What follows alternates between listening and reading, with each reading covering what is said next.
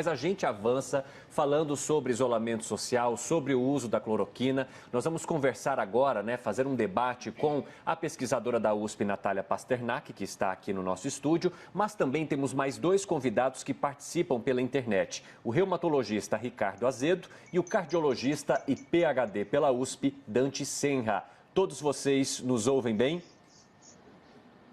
Ouço. Bom, eu começo a minha pergunta para a doutora Natália Pasternak, pesquisadora da USP. Eu gostaria de saber sobre isolamento social e aí vou repercutir com vocês três. Qual que é a opinião de vocês sobre o isolamento social e sobre a forma como ele vem sendo praticado na maior parte dos estados brasileiros? Um ótimo dia. Bom dia, obrigada pelo convite para estar aqui. O isolamento social é a única ferramenta que nós temos hoje para combater a Covid-19. Na ausência de medicamentos específicos que nós não temos e esperando ainda por uma vacina que ainda não chegou, o único modo da gente conter a disseminação da doença e ter certeza que nós vamos ter condições de tratar aqueles que necessitarem de internação hospitalar é o isolamento social. Essa é a única ferramenta que nós temos e nós não a estamos utilizando da maneira adequada. Nós precisamos levar mais a sério as restrições de distanciamento social, de medidas preventivas. A gente precisa de uma maior adesão da população e um maior esclarecimento para a população da importância dessa medida que hoje é a única que nós temos para conseguir conter a pandemia, para que ela avance numa velocidade tal que a gente dê conta de cuidar dos nossos doentes. Doutor Ricardo Azedo, qual que é a sua opinião sobre o isolamento social? Bom dia. É importante reduzir o contágio o máximo possível, né? Eu acho que nesse momento estamos todos aprendendo, ainda não existem grandes certezas sobre muita coisa. É importante o isolamento social. Como fazer esse isolamento social ainda é um aprendizado. É muito importante associar isso com outras medidas, como testagem de população, para que todas essas medidas associadas possam ser o máximo eficazes possíveis e também otimizar a nossa rede hospitalar para receber os pacientes. A palavra agora para o cardiologista Dante Senra, para que o senhor possa então trazer a sua opinião sobre o isolamento social, sobre as medidas que estão sendo adotadas aqui no país. Bom dia, prazer estar aqui com vocês, obrigado pelo convite. Eu tenho dito isso, concordo com os dois colegas, que o isolamento é a medida mais eficiente, se não a única, porque de fato existem evidências de alguns medicamentos, não existe comprovação científica, até porque a comprovação científica demanda um tempo precioso que nós não temos no momento, né? Então o isolamento é fundamental para conter a disseminação e para proteger a rede hospitalar, mas não é só para proteger a rede hospitalar. Esse é um ponto que eu humildemente discordava do ministro Mandetta quando ele dizia, olha, fique em casa porque precisa dar tempo da expansão hospitalar acontecer. Isto é verdade, sem dúvida nenhuma, mas não é só para isso, né? Você ficando em casa, porque eles têm um poder de convencimento da população que vai até um certo ponto, né? O indivíduo que está em casa e acha que ele tem que ficar em casa somente para a proteção da rede hospitalar, isso vai até um certo ponto, até o ponto que as necessidades mudem ou obriguem a mudar de opinião, né? Mas isso é verdade, mas quando você fica em casa, você diminui a carga viral na sociedade, né? Porque se nesse nosso computador aqui na nossa frente estiver cheio de vírus e você não oferece o seu corpo para que seja hospedeiro, ele vai morrer. Em algum momento ele vai morrer, 2 a 3 dias, ainda não existe consenso sobre isso, mas se não existe o contato com superfícies contaminadas, com pessoas contaminadas, o vírus vai diminuir a sua disseminação na sociedade. Então, o isolamento é fundamental neste momento, ele protege a rede hospitalar e também protege você e as pessoas que você ama. Como o Evandro Cini, eu, Luciana, quero fazer a mesma rodada, mas com uma outra pergunta. Cloroquina. Os senhores são a favor do uso da cloroquina? O uso da cloroquina em pacientes com sintomas leves da Covid-19, os senhores também recomendam?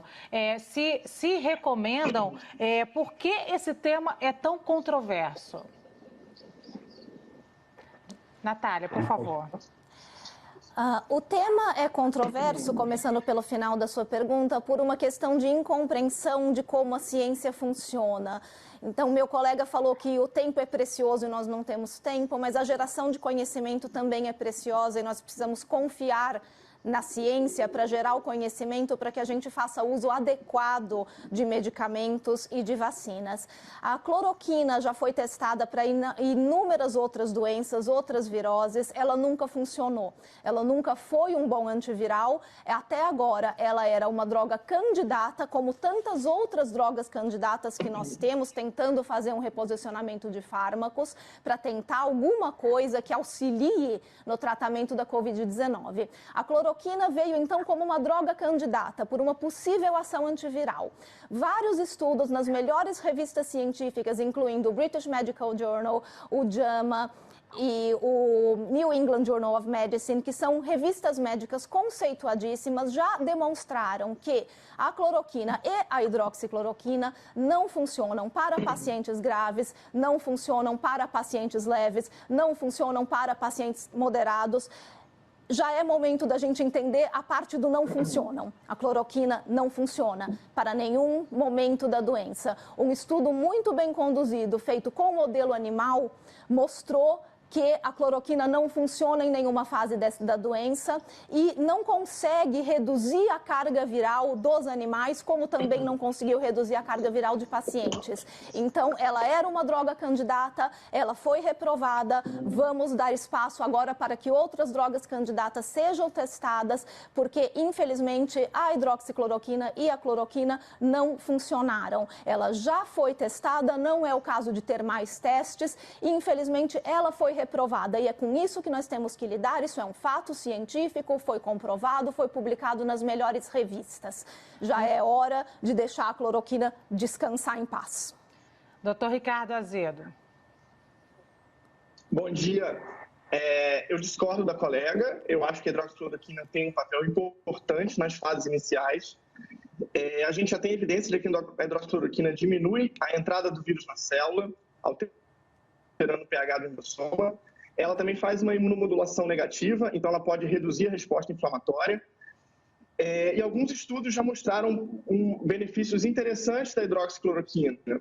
Tem estudos chineses mostrando que a imagem pulmonar melhorou. Tem um estudo interessante francês, controlado, do Dr. Gautret, que mostrou que os pacientes com hidroxicloroquina melhoraram, ao contrário dos que não tomaram hidroxicloroquina. Foi mostrado também que a hidroxicloroquina é mais potente e menos tóxica do que a cloroquina, portanto. Então, você tem bastante evidência indicando essa positividade. Só que a gente tem que entender que a ciência também tem limitações. Então, qual é a grande confusão que acontece? Primeiro, estudos feitos com pacientes internados, pacientes em CTI, não vão funcionar, porque a hidroxicloroquina, assim como nós na reumatologia usamos para doenças autoimunes como lúpus e artrite reumatoide, ela tem um efeito bom em pacientes em estado leve. Ela não tem um efeito bom para pacientes que estão no CTI, também na reumatologia. E tem um outro problema também, um problema até um pouco matemático, que faz com que alguns estudos mostrem pouca diferença na hidroxicloroquina. Um grande número de pacientes evolui bem da doença pelo Covid, independentemente de tratamento. Em algumas séries, cerca de 80%. Então, quando você faz uma intervenção como a hidroxicloroquina e muitos pacientes deixam de evoluir mal, esses resultados ficam matematicamente diluídos com um número grande de pacientes que evoluem bem, independentemente de tratamento. Isso faz com que, para que um estudo mostre matematicamente, estatisticamente, que a hidroxicloroquina funciona, você precisaria de um estudo com um N muito grande, com um número de pacientes muito grande durante um bom tempo, tá? A gente tem que entender que a ciência tem limitações. Nos anos 60, se achava que a talidomida não fazia mal para as grávidas e se descobriu que ela fazia muito mal. Nos ratos, ela não fazia mal. Em 1918, durante a gripe espanhola, naquele momento, a ciência achava que a doença causada por bactéria. Muitos anos depois, foi descoberto que era um vírus. Então, a boa ciência, ela tem as suas limitações, né? Essa é a base do pensamento ocidental. Só sei que nada sei, mas o fato de saber isso já me coloca em vantagem. Isso quer dizer, não é uma ode à ignorância, mas é um respeito às limitações da ciência e de desenhos bem feitos. Além disso, muitos estudos provaram a segurança da hidroxicloroquina. Eu tenho uma grande experiência com hidroxicloroquina como reumatologista e eu nunca vi um paciente com arritmia em que muitos médicos que não usam hidroxicloroquina disseram que seria um perigo. E quando a gente faz medicina, uma das primeiras coisas que a gente aprende é pesar risco-benefício. Bom, numa pandemia de uma doença potencialmente fatal, os riscos são grandes. E uma droga que tem um benefício muito bom, um potencial de poder reduzir a necessidade de internação, porque ela tem que ser usada no início, ela tem um benefício potencial fantástico, individual, que é de fazer com que aquele paciente não precise ser internado, não precise ir para o CTI, não ocupe o respirador, e um benefício coletivo também muito interessante, que é diminuir o risco de colapso do sistema de saúde. Porque se a gente diminuir o número de pacientes que precisam de CTI, então, eu acho que a hidroxicloroquina, nas fases iniciais, deve ser utilizada sim. Ela tem um benefício em alguns pacientes e já justifica o seu uso. Além disso, o fato dela ser uma medicação segura, principalmente no curto uso de tempo, e potencial risco de morte pelo Covid ser bem claro e bem conhecido, justifica ainda mais que usemos a hidroxicloroquina enquanto continuamos a estudar. A ciência demanda um certo tempo, mas os pacientes têm urgência. Sim, doutor. A gente vai fazer o seguinte, a gente vai ouvir o doutor Dante Senra agora, a opinião dele, e vamos fazer logo em seguida uma nova rodada para vocês, como vocês estão discordando, para vocês esclarecerem seus pontos de vista. Isso. Então, doutor Dante, por favor. Tá bom, eu acho perfeitas as colocações do doutor Ricardo. Eu acho que nesse momento a gente precisa ter humildade para reconhecer que nós temos muitas dúvidas, não é? A doença é nova. Nós não tivemos o benefício do informe vindo da China de como tratar o paciente e nós fomos aprendendo, infelizmente, durante o tratamento, que a doença tinha muitas fases, que a doença tinha momentos diferentes de apresentação, que a doença é trombogênica e a gente tinha que usar anticoagulante, não é? E eu estou convencido de que existem, sim, medicamentos que têm um poder de ação que pode até ser limitado, mas é o que nós temos para o momento. A cloroquina, a hidroxicloroquina, ficou claro, e isso é outra coisa que eu discordava do ministro Mandetta, humildemente, quando ele dizia que tem que usar para paciente grave. Esse estudo, a gente precisa ver com atenção, doutor, esse estudo que a senhora mencionou do BRIT e de outros, eles utilizavam para pacientes graves e pacientes com lesão moderada no pulmão. Isso eu estou de acordo, não existe efeito. Isso já é outra doença. Já passou o momento de se usar alguma coisa que diminua a carga viral. Existem algumas coisas, existe fundamento teórico, mas a prática, infelizmente, a gente vai ter no dia a dia. Existe, indubitavelmente, fundamento teórico para o uso da hidroxicloroquina, com o argumento contrário ao uso dela, que pode potencializar efeitos, pode aparecer efeitos colaterais, isso como todo medicamento, mas esses efeitos colaterais são mensuráveis e a gente utiliza, ao contrário da reumatologia, que tem poucos efeitos colaterais, felizmente, a gente utiliza por pouco tempo, né? A gente utiliza 5, 6, 7 dias e esses efeitos colaterais são mensuráveis. Por isso que eu defendo que a gente não deve usar indiscriminadamente para a população geral, né? Não entendo muito bem essa fixação que chega a derrubar ministro, né, sobre a hidroxicloroquina, porque ela não é um passaporte para sair do isolamento, né? Ela não é a cura, isso precisa ficar claro. né? Ela não é a cura, é um medicamento que diminui a possibilidade de complicação, porque a gente entende hoje que essas complicações do Covid, elas advêm de dois fatos. Um deles é da intensidade da carga viral. E por isso os profissionais de saúde são mais prejudicados, porque eles têm um contato imenso de grande quantidade e de grande tempo com o vírus, e eles têm uma carga viral elevada. E a outra forma de complicação é uma tempestade de citoquina, quer dizer, uma hiperresposta imunológica que já não adianta mais utilizar a citoquina, embora os novos trabalhos estejam mostrando que ela também tem uma atividade imunomodulatória, como o doutor Ricardo falou, e que ela possa, sim, diminuir essa tempestade de citoquina que seria prejudicial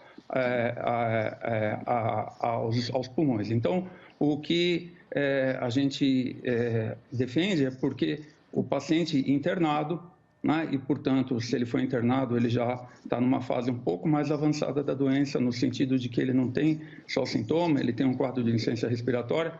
Ideal seria que pudesse ser utilizado, mas como tem um potencial de complicação que precisa ser avaliado, né, embora pequeno, nós utilizamos em mais de 300 pacientes e nós tivemos que suspender em 3 casos. Um porque subiram as enzimas hepáticas e outro porque o eletrocardiograma que é feito diariamente nesses pacientes durante o uso da hidroxicloroquina mostrava evidências de que a arritmia ia acontecer. E isso é possível de se mensurar, né? Você mede um intervalo no eletrocardiograma que acima de um valor tal, essa arritmia vai estar presente. Quando começa a subir esse intervalo, a gente suspende a cloroquina. E por esse motivo nós suspendemos 2 casos, suspendemos mais 1 ou 2 porque subiram as enzimas hepáticas. Como tem evidência teórica, a impressão é de que nós levamos menos pacientes para a UTI porque, por causa do uso da hidroxicloroquina. Esta é uma impressão porque ainda não existem estudos randomizados, duplos cegos, que vá fortalecer ou não o uso da hidroxicloroquina. E a gente tem que, como existe fundamento teórico, a impressão é favorável, os efeitos colaterais são mensuráveis e pequenos, sobretudo em uso diminuído de poucos dias, eu não vejo por que não utilizar, né? Você vai utilizar sob supervisão médica. E essa parece que também é a impressão do Conselho Federal de Medicina, que liberou o uso, da Anvisa, que liberou o uso dos médicos, né? Mas isso não é uma questão política. Isso é uma questão médica. Todos os medicamentos, eles têm que ser avaliados pelo seu médico, pelo momento de utilizar. Não existe medicamento que você diga, dê para todo mundo. Esse foi um erro cometido já pela ciência, de dar para todo mundo ou não dá para ninguém. As pessoas são diferentes. Veja bem, as pessoas são diferentes, não são desiguais. Isso é uma outra avaliação. Mas não existe medicamento que você dê para todo mundo e não existe medicamento que não deva dar para ninguém. Um ganhador do prêmio Nobel, Linus Pauling, cometeu um erro grande depois de ganhar 2 prêmios Nobel quando ele disse que a vitamina C era um medicamento que devia dar para todo mundo. Ninguém defende isso, dá para todo mundo. Tem que ser avaliado pelo seu médico, mas existe potencial positivo do uso da droga, sem dúvida nenhuma. Doutora Natália, a gente percebeu ali a senhora pontuando bastante a sua discordância. Por quê? Vamos por partes. Então, eu discordo bastante dos colegas. Vamos começar pelo efeito imunomodulatório. Eu percebi que os colegas concordam que não se deve dar para pacientes graves, mas, ao mesmo tempo, eles se contradizem dizendo que existe um efeito imunomodulatório. O efeito imunomodulatório serviria para pacientes graves, para combater a tempestade de citocinas e a superinflamação.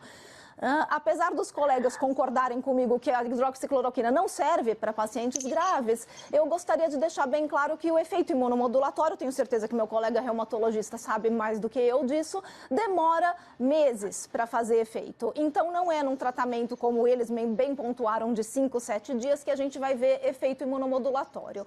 Então, não teria nenhum embasamento teórico para usar. Mas eles mesmos já disseram que também não existe evidência de que melhore, então esse efeito imunomodulatório provavelmente não está sendo observado, porque os pacientes graves não melhoram com hidroxicloroquina. Então, até aqui nós concordamos todos. Pacientes graves não melhoram com o uso da hidroxicloroquina. Vamos falar dos pacientes leves? O trabalho que eu citei, e que o colega disse que eu citei trabalhos que só falam de pacientes graves, isso não é verdade. Tem um trabalho que foi publicado no British Medical Journal essa semana, inclusive, que avaliou pacientes leves e moderados e não encontrou nenhuma mudança na evolução do quadro clínico e nem na carga viral com pacientes leves e moderados. Outra coisa que é muito importante a gente saber é que o meu colega reumatologista também disse que não é tóxico, não tem nenhum grande efeito colateral, porque ele usa esse medicamento para pacientes, provavelmente de lúpus e artrite reumatoide, que são doenças autoimunes, de quem ele cuida, e esse medicamento não causou nenhum problema nesses pacientes com uso contínuo durante muitos anos. Então, nós não estamos falando aqui do uso para doenças autoimunes, onde a droga foi investigada, foi aprovada para uso clínico, sabe-se a dose que ela vai ser usada e, sim, nesses pacientes é uma droga segura, foi estudada para essas doenças, para esses pacientes. Quando a gente resolve usar para uma outra doença, a gente vai ter que estudar, sim, quais são os efeitos colaterais nessa outra doença, porque são condições completamente diferentes que a gente está avaliando. A gente está avaliando pacientes acometidos por uma doença viral. Eles não são pacientes de doenças autoimunes, eles são pacientes de virose, de Covid-19. Muitos desses pacientes já são pacientes cardíacos, porque existe um grupo de risco de pacientes cardíacos que é mais sujeito a contrair a Covid-19. Então, nós estamos falando de dar uma droga que tem possíveis efeitos colaterais cardíacos para pacientes que já são cardíacos, que estão acometidos por uma doença viral e não por doenças autoimunes para a qual a droga é indicada.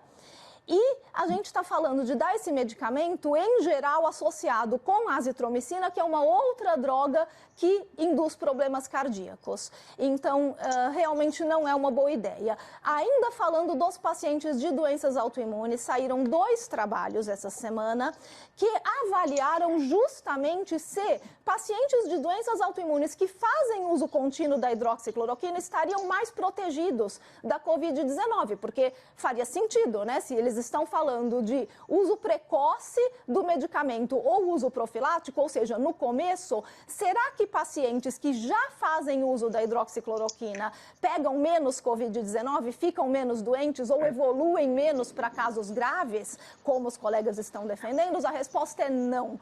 Um trabalho grande avaliou 15 mil pacientes que fazem uso de hidroxicloroquina e não encontrou diferença nenhuma. A Aliança Global de Reumatismo também avaliou e publicou um trabalho na semana passada dizendo que não há diferença nenhuma nos pacientes de doenças autoimunes que fazem uso regular dessa droga.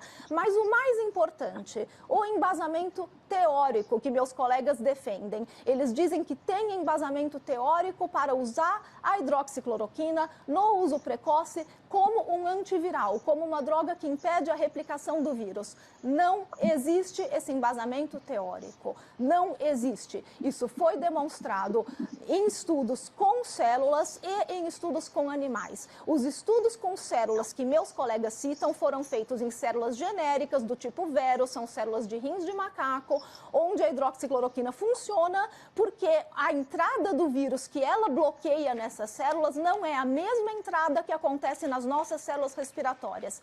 Quando isso foi testado em células-alvo, onde o vírus tem uma outra porta de entrada que não é a mesma que a cloroquina bloqueia, essa outra porta de entrada não tem nada a ver com a cloroquina, ela não é bloqueada pela cloroquina, o vírus entra muito feliz nas nossas células respiratórias, mesmo na presença de cloroquina. Isso foi demonstrado no estudo in vitro, o mesmo estudo que avaliou nos animais. Então, ainda pegando o gancho do colega sobre a talidomida, depois da talidomida, a FDA nos Estados Unidos determinou que todos os medicamentos teriam que ser testados não só em roedores, em camundongos, mas também em outros animais, geralmente cães ou macacos.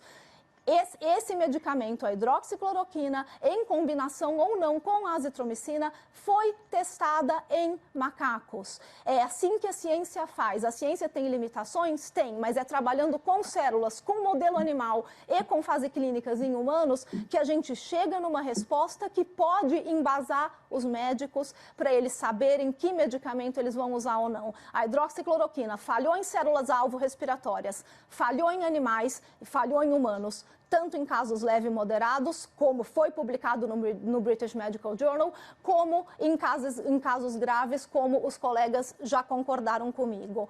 Então, não é uma boa droga candidata, não precisamos de mais estudos, já é hora de deixar a cloroquina descansar.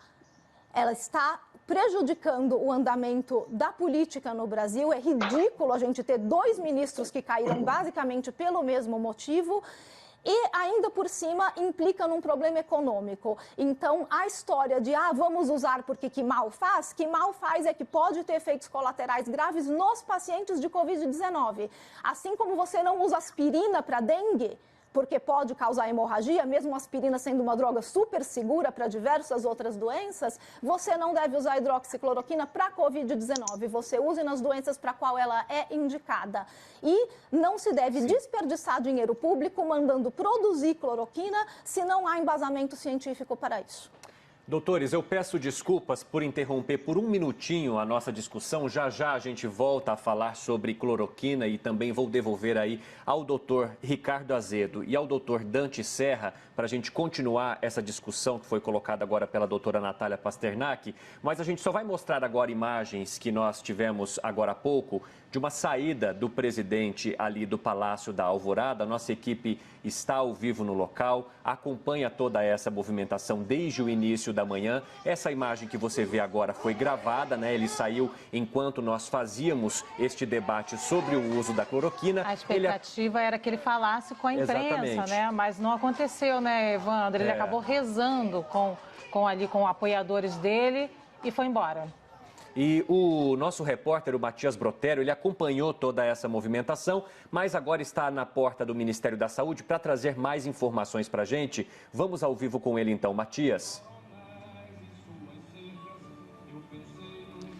Oi, Evandro. Bom dia a todos que acompanham a CNN Brasil. O ex-ministro da Saúde, Nelson Teich, deixou a pasta há cerca de 10 minutos. Ele estava no banco passageiro de um carro que passou rapidamente após ele participar de uma cerimônia na qual é colocada em uma parede aqui no Ministério da Saúde, que tem todas as fotos dos ex-ministros.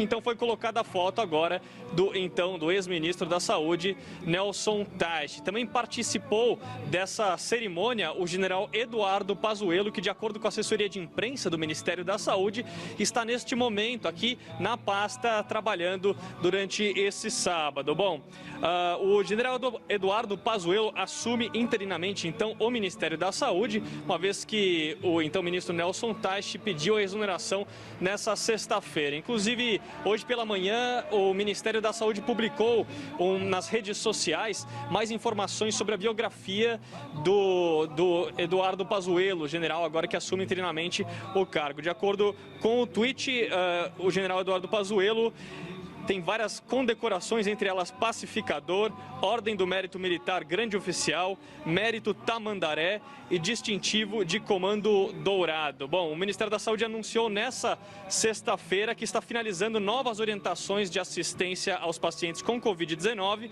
com foco de abranger o tratamento para casos mais leves. Em nota, a pasta diz também que serão descritas propostas de disponibilidade de medicamentos, equipamentos, estruturas e profissionais capacitados. Então, a gente aguarda a publicação no Diário Oficial da União sobre essas novas orientações do Ministério da Saúde a respeito do tratamento de pessoas que tenham a Covid-19, a doença causada pelo novo coronavírus. Ainda não há detalhes sobre essas orientações, mas nessa sexta-feira o ministro chefe da Casa Civil, Walter Souza Braga Neto, afirmou que está aguardando esse novo protocolo da saúde, permitindo a adoção da hidroxicloroquina nos casos da Covid-19, né? O documento, então, como eu disse, deve ser publicado no Diário Oficial da União. Mas vale lembrar que a adoção da hidroxicloroquina pode ter sido um dos motivos pelos quais o ministro da Saúde, Nelson Teich, deixou o comando da pasta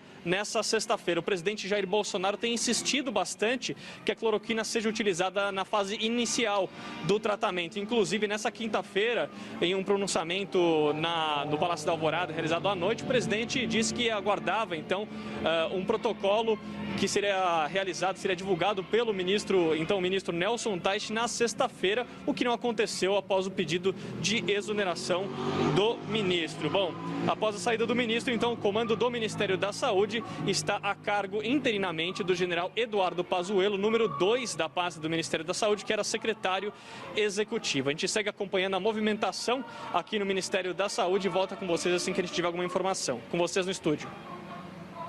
A gente vai voltar então para a nossa conversa, né? Que o Evandro estava conduzindo aqui essa rodada de perguntas. Evandro, faça as honras, por Exatamente. favor. Nós estávamos num debate sobre o uso da cloroquina, sobre a adoção do isolamento social, né? Com os doutores Natália Pasternak, que é microbiologista e pesquisadora da USP, doutor Ricardo Azedo, que é reumatologista e professor da Universidade Estadual do Rio de Janeiro, e também o doutor Dante Serra, que é cardiologista e PhD pela USP. O Matias Brotério falou ali também sobre essa troca dos ministérios. Já já a gente vai repercutir com vocês também e ouvir a opinião de vocês sobre isso. Mas a doutora Natália Pasternak, anteriormente, pontuava por que a hidroxicloroquina ou a cloroquina não devem ser utilizadas. Então, eu volto novamente a essa discussão, devolvendo para o doutor Ricardo Azedo sobre os motivos dele manter essa defesa ao uso deste medicamento no combate à Covid-19 para pacientes leves. Doutor Ricardo. Então, só pegando alguns ganchos da colega Natália, realmente a ciência tem limitações. E realmente nada na ciência ainda mostrou um aumento de para-efeitos graves em pacientes com Covid que usam hidroxicloroquina. O estudo da Prevent Senior, que tem uma série de falhas, uma série de limitações de desenho ao que se propôs mostrar, ele mostrou, sem querer, que a quantidade de efeitos adversos graves é muito baixa, ou seja, que a droga foi segura quando utilizada por centenas de pacientes por alguns dias. E essa é a grande impressão de todos os médicos que têm utilizado esse medicamento, que a droga é segura. Foi falado das doenças autoimunes, só lembrar que durante muito tempo também não tínhamos um estudo duplo cego, randomizado, de longo prazo da hidroxicloroquina. Assim, e viam que os pacientes melhoravam. Ou seja, em muitos aspectos, os pacientes não podem esperar. A ciência tem o seu tempo, mas os pacientes não podem esperar.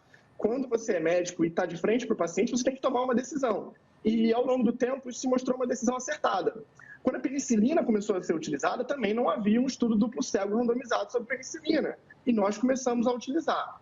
Só para explicar aqui alguns pontos importantes, o estudo do British Medical Journal, que foi citado pela colega, ele foi feito com 150 pacientes internados. Primeiro, se o paciente está internado, já não é mais a fase inicial. Segundo, nesse estudo, 148 pacientes melhoraram. É aquilo que eu falei anteriormente. Como na história natural da doença do Covid, muitos pacientes melhoram sem qualquer intervenção, os efeitos positivos protetores de uma droga ficam estatisticamente diluídos entre todos esses que melhoram, independentemente de qualquer tratamento. Isso faz com que seja matematicamente mais difícil provar os efeitos deste medicamento. O ideal é que você faça com milhares de pacientes, começando de zero, no início dos sintomas. O início dos sintomas é o momento em que essa droga é mais eficaz. Pegando também um outro gancho, para falar dessa questão de início dos sintomas, fase tardia, inflamação, é muito importante entender que a inflamação ela é um evento biológico sui generis no corpo humano. O corpo humano funciona sempre tendendo ao equilíbrio. Então, muitas vezes, se o sódio aumenta, hormônios que induzem a excreta de sódio aumentam, e aí o sódio baixa e esses hormônios arrastam. Ou seja, quase tudo no corpo humano tende ao equilíbrio. Quando algo sai, um hormônio ou um outro mecanismo entra em ativação para que a homeostasia, ou seja, a estabilidade fisiológica, seja mantida ou recuperada. E uma vez recuperada, esses hormônios diminuem a sua ação. Isso é fundamental para a estabilidade fisiológica, tá?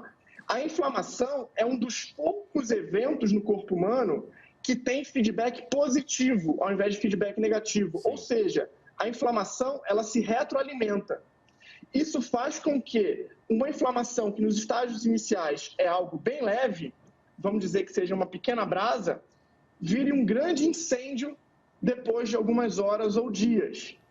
E como a hidroxicloroquina não é uma droga com efeito imunossupressor, e sim imunomodulador, ela tem um efeito mais leve, isso faz com que ela seja interessante para uso inicial, quando a gente pensa na resposta inflamatória. E hoje a gente sabe que não só a viremia, e a viremia já foi provada ser diminuída pela hidroxicloroquina, mas a resposta inflamatória, a pneumonia inflamatória, ela é muito importante na doença do Covid. E esse é pelo qual a hidroxicloroquina precisa ser utilizada no início, tá? Doutor. Esse estudo francês, ele foi antecipado. Os autores falam exatamente que, por motivos éticos, pelos nossos resultados iniciais terem sido tão significativos, um estudo controlado, ou seja, pacientes receberam hidroxicloroquina e outros não receberam hidroxicloroquina, e os com hidroxicloroquina melhoraram bem mais do que os sem receber hidroxicloroquina, eles foram antecipados. A liberação Doutor Ricardo, nós temos aqui que dividir o tempo igualmente entre todos para a gente ter um debate mais dinâmico. Então, aí eu queria pedir licença, senhor, a gente já entendeu. Aliás, queria pedir mais uma coisa, que lembrasse que nós telespectadores aqui não somos médicos, alguns termos a gente não consegue acompanhar. Então, máximo da linguagem que puderem traduzir para a gente também. Eu queria dar, então, essa oportunidade agora para o doutor Dante Senra também terminar essa resposta. Mas eu queria só colocar que vocês não interromperam a doutora Natália, tá? Obrigado. Que me interromperam. Bom. Pode prosseguir.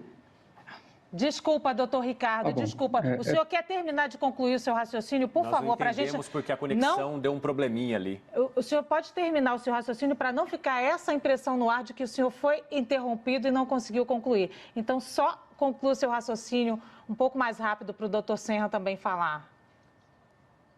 Sim, eu estava terminando, eu perdi um pouco o fio da meada, mas isso explica o porquê que a hidroxicloroquina ela é eficaz no início, aonde uma imunomodulação seria eficaz.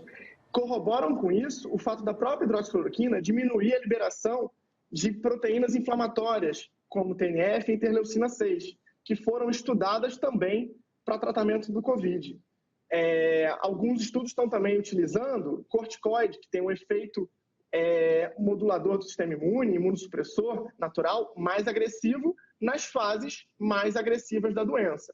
Então, os pacientes que têm pneumonia inflamatória, muitos autores têm relatado bons resultados com corticoide.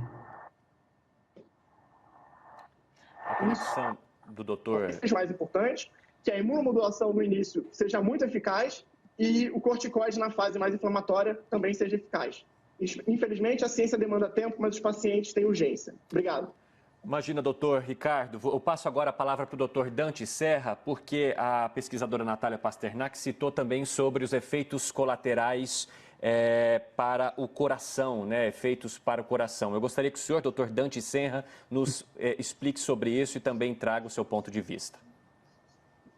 Tá bom, então, em primeiro lugar, é preciso tomar cuidado para não distorcer o que foi falado aqui para usar como argumento, né? Quer dizer, deixei muito claro aqui que a minha observação é que a hidroxicloroquina reduz a intensidade de complicações e, portanto, a gente não pode ficar esperando a complicação. A gente tem que utilizar na fase inicial, mais precocemente, da doença. Né? E também utilizar trabalho científico e avaliá-los da maneira que convém para reforçar o argumento. Né? A maioria dos trabalhos, inclusive do BRIT, como o Ricardo citou, foi utilizado em pacientes graves, em pacientes moderadamente graves, e que a doença já é outra. Já existe uma liberação. Eu quando falei que a hidroxicloroquina tinha um efeito imunomodulador, nós sabemos, doutora, claro que nós sabemos que ela demora esse efeito imunomodulador. E não é isso que se procura na fase inicial. Na fase inicial, uma redução da carga viral. a redução da carga viral, que é um potencial complicador da doença, né? Se não for o maior delas, a gente tem, sim, evidência teórica, né? Com a alteração do pH do endossomo, de dentro da célula, né? Ele impede que a cápsula se rompa e, portanto, replique, né? Altera a ligação do chamado spike, né? da proteína com o receptor da célula. As evidências são nesse sentido, e mais do que isso, doutor, a observação clínica, né, que eu não sei a sua experiência com a hidroxicloroquina, mas a nossa experiência é de que nós tivemos uma redução importante dos pacientes que vieram para a terapia intensiva. Quanto aos efeitos colaterais, também não sei qual é a sua experiência, né? Se for só da literatura, eu acho que é bastante restrita. Espero que a senhora tenha experiência para afirmar com tanta propriedade. Nós tivemos 3 pacientes que nós tivemos que suspender 2 deles por alteração que sugeria que levaria à arritmia. No paciente cardiopata, que a senhora citou, nós não utilizamos. Nós temos alguns cuidados e ter critérios de exclusão. Então, o paciente, quando já tem um potencial de arritmia, que já tem uma miocardiopatia, uma lesão do músculo do coração, esse paciente é excluído do protocolo do uso da hidroxicloroquina. Então, ficam os outros pacientes em que nós observamos uma quantidade muito pequena de efeito colateral. E, seguramente, o benefício supera o risco do efeito colateral, até porque nenhum paciente morreu por causa de arritmia, quer dizer, nós suspendemos antes da arritmia. Ninguém aqui está defendendo o uso indiscriminado para a população, para todo mundo tomar. É uma indicação médica, e eu acho que tem fundamento, porque se assim não fosse, o Conselho Federal de Medicina, a Anvisa, uma boa parte do mundo não estaria utilizando. O Conselho Federal de Medicina liberou aos médicos a utilização. A Anvisa, mais do que liberou, sugeriu aos médicos a liberação. Existem alguns países, como a Índia, e o Jackson Memorial, em Nova York, se a senhora não quiser usar a Índia como referência, eles têm utilizado, inclusive, que eu não defendo isso, o uso profilático para os profissionais que estão no front.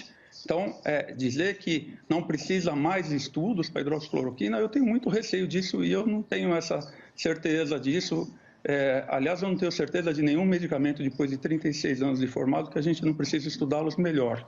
Acho que muito pouco tempo, muita experiência para a senhora chegar a essa conclusão de que não precisa mais trabalho científico. E que ela deve ser... Acho que a única coisa que nós concordamos é que não deve existir um uso político de medicamento nenhum. Doutores Ricardo, doutor Dante, doutora Natália, primeiro eu queria dizer que é uma grande contribuição que vocês dão, vindo aqui à tarde na CNN, os 3 fazer essa discussão tão sincera para o nosso telespectador e tão importante, principalmente no momento em que o Brasil está muito confuso sobre o que opinião ter sobre isso, se vocês mesmos não têm certezas e não concordam. Então, é muito importante para a gente ouvir vocês. E aí eu quero agora colocar um outro elemento, eu quero falar sobre a mudança no Ministério da Saúde. Essa discussão política que agora o doutor Senra acabou de falar. O ministro da Saúde, vocês pensam, precisa ser um ministro técnico, um médico? Muitas pessoas falam agora que um ministro que entenda de gestão pode trabalhar essa pandemia e pode trabalhar o avanço dessa pandemia e sem grandes problemas. Seria até melhor porque não teria o dilema com a hidroxicloroquina. E aí acrescento aí a intenção do presidente de utilizar a hidroxicloroquina na saúde básica. E aí eu começo de novo com a doutora Natália. Obrigada. Eu vou só pedir para fazer uma rápida intervenção e resposta para os meus colegas. Eu acredito que vocês vão me conceder essa gentileza, porque afinal são 2 médicos falando a favor da cloroquina e apenas eu, que como os colegas apontaram, não sou médica, sou microbiologista. Então eu espero que vocês me concedam essa pequena gentileza de ter um pouco de mais tempo de resposta. Rapidamente, gostei do exemplo que os colegas deram, né, sobre a penicilina. É um ótimo o exemplo da minha área, inclusive, a penicilina foi testada em animais, num contexto da Segunda Guerra, e o tamanho do efeito observado para a penicilina foi avassalador. Todos os animais que receberam a penicilina e que estavam doentes com uma doença bacteriana que foi, né, infligida nesses animais, todos os animais, todos do grupo que recebeu a penicilina sararam da doença.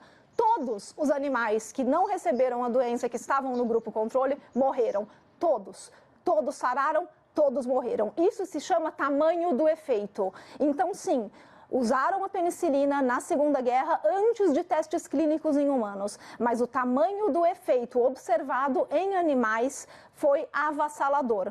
Esse não é o tamanho do efeito observado para a cloroquina. Como o meu colega bem pontuou, o problema é que 80% dos pacientes saram de qualquer jeito. Então, a gente não tem como saber se eles sararam de qualquer jeito ou se foi a cloroquina que ajudou. Se houvesse um tamanho do efeito equiparado ao que a gente vê para a penicilina, a gente veria diferença. E uma correção que precisa ser feita, porque isso precisa ficar muito claro. A base teórica está errada. A alegação de que é um antiviral porque tem efeito bloqueando a entrada do vírus na célula por sistema de endossomo, que é uma fusão de membrana que se faz, vocês pediram para a gente explicar a ciência, então essa via é uma via que a gente observa em células que não são as células-alvo, são células genéricas. Quando a gente observa em células do sistema respiratório, não é essa via de entrada, é uma outra via por uma proteína transmembrana que não depende de pH, que não depende de vesícula. E isso já foi demonstrado, assim como foi demonstrado no modelo animal, que não existe efeito antiviral. Então, isso fique muito claro. Obrigada pelo tempo. Né? Falando, então, da mudança do ministério, eu não acho que o ministro precisa ser um médico ou que ele precisa ser um técnico. Ele pode ser um bom gestor, mas ele precisa compreender o suficiente sobre o que são evidências científicas e como elas são geradas, para que ele possa aplicar essas evidências científicas em políticas públicas, prezando pelo melhor uso dos recursos públicos e para preservar a saúde da população. Então, não há nenhum problema se não for um médico, mas ele precisa ter uma equipe técnica de apoio e ele precisa ser capaz de compreender os caminhos da ciência, que é a única ferramenta que nós temos para chegar em evidências científicas do uso de medicamentos é o método científico, são os testes clínicos, por mais que eles demorem. E no caso, eles nem demoraram tanto, a gente já tem até um modelo animal para o caso da hidroxicloroquina. Sobre a complicação de fazer estudos duplos cegos, randomizados, sim, é complicado e é demorado, mas é o que nos garante a melhor evidência. A impressão dos médicos, a experiência clínica dos médicos é obviamente importante e sim, respondendo à pergunta dos meus colegas, eu não sou médica, eu sou microbiologista e sou cientista.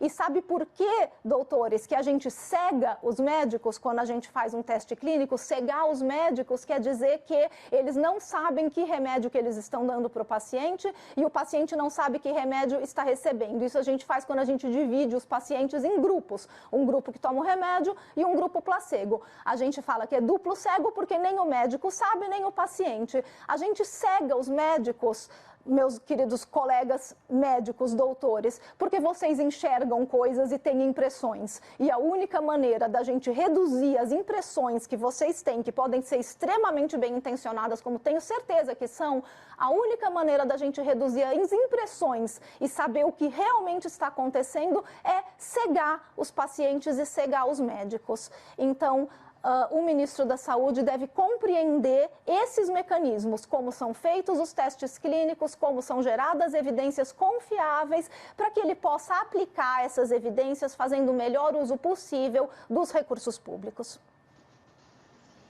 Por favor, doutor Ricardo.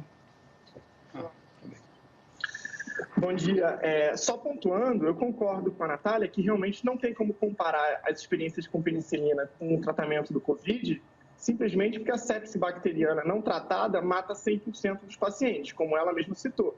E o Covid não tratado, você tem uma melhora espontânea de um percentual em torno de 80% dos pacientes. Isso faz com que, matematicamente, torne muito mais difícil mostrar, provar cientificamente, estatisticamente, que um medicamento funcione.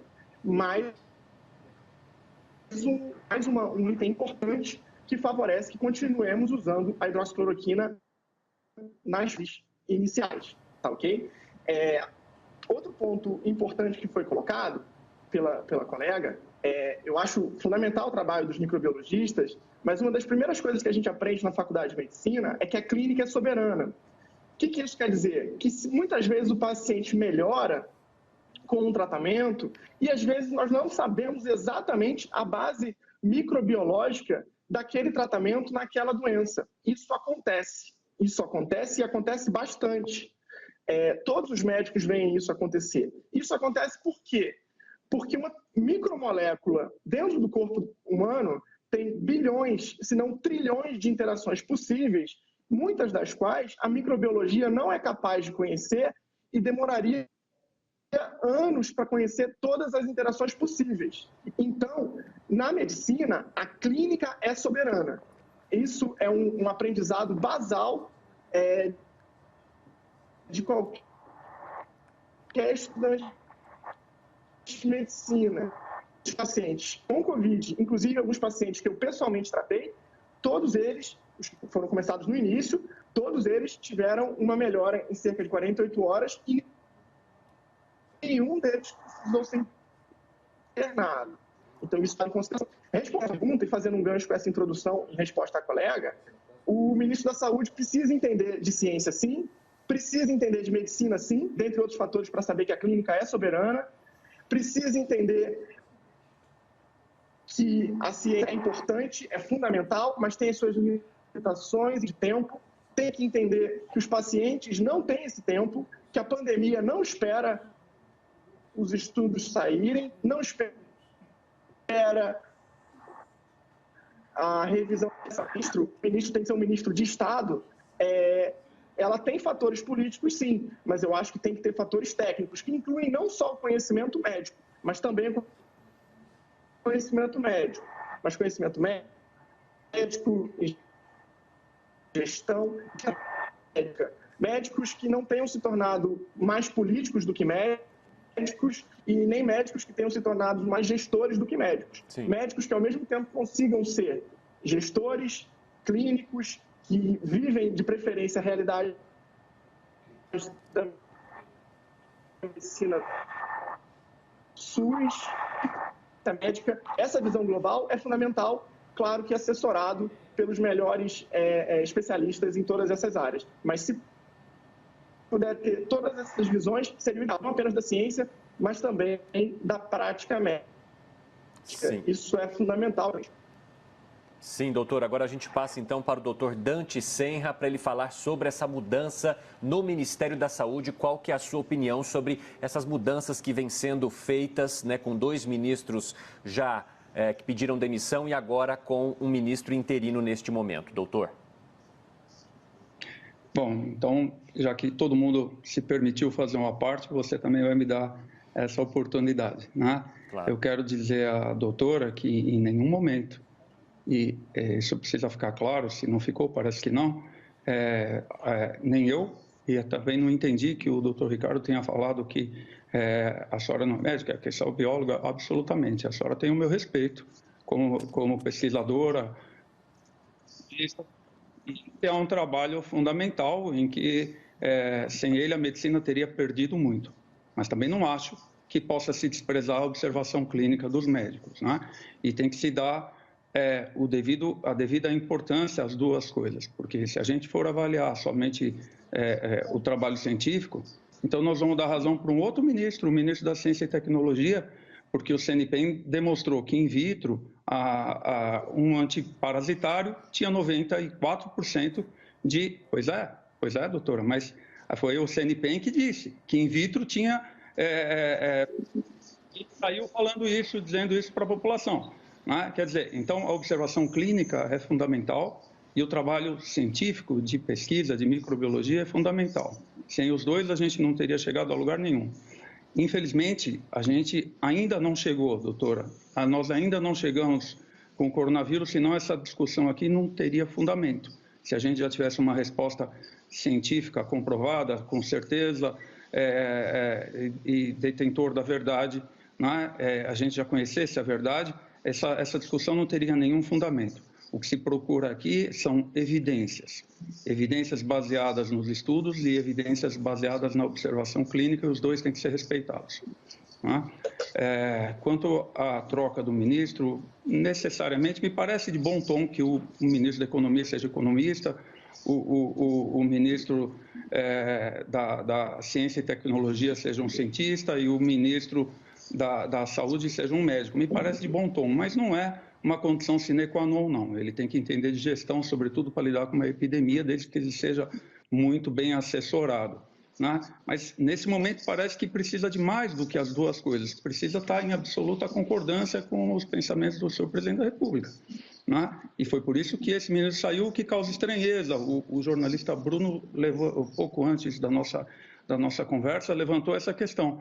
Porque quando ele entrou lá, ele já sabia quais eram as condições. Né? Quer dizer, tem que estar em absoluta consonância com o presidente da República nas suas convicções. Mas ele é o chefe da nação, ele escolhe o ministro, e escolher uma pessoa que vá contra as suas certezas parece um contrassenso. Então, acho que ficou estranho isso, acho que o ministro poderia sim ter sido mais ativo, porque ele ficou um mês ou pouco menos do que isso, e a gente ficou sem saber direito o que pensava. As respostas eram vagas, quando ele dizia que o isolamento ia ser estratégico e inteligente, ninguém sabe direito o que isso quer dizer. Não se posicionou quanto ao isolamento, né? E deixou de ter, infelizmente, uma ação proativa no sentido de fazer um contato com os secretários, de ir atrás, o que você precisa no Maranhão, o que está faltando em Manaus, o que está faltando, e deixar, se fosse possível, essa questão da cloroquina de lado, porque essa questão não cabe a nenhum político, é uma questão absolutamente médica. Então, eu lamento que tenham saído esses dois ministros, sobretudo neste momento que a gente mais precisa de uma orientação segura para a população brasileira. Eu queria agradecer, então, a presença aqui dos 3 doutores, a doutora Natália Pasternak, o doutor Ricardo Azedo, o doutor Dante Senra, por separarem e fazerem um debate com tão alto nível, explicando a nós, aqui a população, ao telespectador, sobre os grandes dilemas que vocês mesmos ficam travando nesse momento para chegar a um consenso e melhor fornecer o combate agora à Covid-19 e a essa pandemia para a população brasileira. Muito obrigada. A gente que agradece o convite e retribuo também, agradeço aos colegas por esse debate educado e de alto nível. E Dante, 100% sobre o Ministério da Ciência e Tecnologia. Doutor Ricardo, seu agradecimento, desculpa a sua fala, porque um falando em cima do outro, ninguém ouve ninguém. Não tem problema, obrigado. Doutor Dante. Eu que agradeço a vocês, aos colegas, aos debatedores, aos jornalistas, a oportunidade de expressar a nossa opinião, porque é um momento de união, é um momento que nós estamos juntos, não existe inimigos interpessoais aqui, existe sim um inimigo potente, que é o vírus.